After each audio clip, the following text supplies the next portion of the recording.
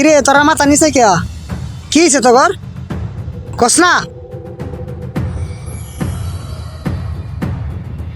ওই বেটা কথা কস না কে চুপ করে রইলে কে এমনে কথা না কইলে বুঝবো কিছু কস না মেম্বার সাহেব মূল কিচ্ছা গেছে চাঁদা জন্য গেছিলাম চাঁদা তো দেই নাই উল্টো আপনার ছেলের মারধর করছে। ওই কি কইলি তুই থাকতে আমার পোলারে মারছে তো ঘুরে টাকা দিয়ে কেন লেগে খুশি আমি চল আজকে ওর চারটি বাট্টি গুল করে ফেলামু চল মামা দাঁড়াও, তোমার কিছু করা লাগবো না, তুমি শুধু আমার কাছে থাকবা, যা করে লাগে আমি করব। আচ্ছা ঠিক আছে চল আসসালামু আলাইকুম মেম্বার সাহেব। এ রাকিব এদিকে এদিকে বলেন মেম্বার সাহেব। কিরে ওই এত তাড়াহুড়া করে কই দিতেছস মেম্বার সাহেব আপনি হনেন নাই ওই পারে রুমি সাহেব মারা গেছে গা।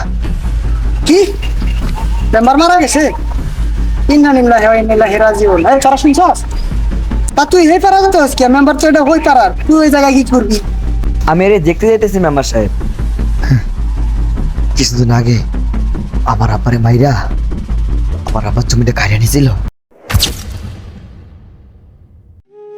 তার আগে আমার চাচারে মাইরা চাচা জমিটা নিয়েছিল। শুধু আমার বাবা চাচাই না আরো অনেকে জমি এভাবে আত্মসাৎ করে নিয়েছিল। শুধু জমিই না টাকা পয়সা আর অনেক কিছু ছিল। তাই দেখতে যাইতেছি আমি যে মারা যাওয়ার পর এগুলো কি সাথে নিয়ে যাইতেছে নাকি রাখে যাইতেছে।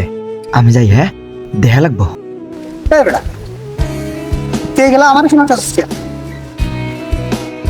না না আপনারা কইতাম না, আপনি শুনতে চাইলেন তাই কইলাম আর কি।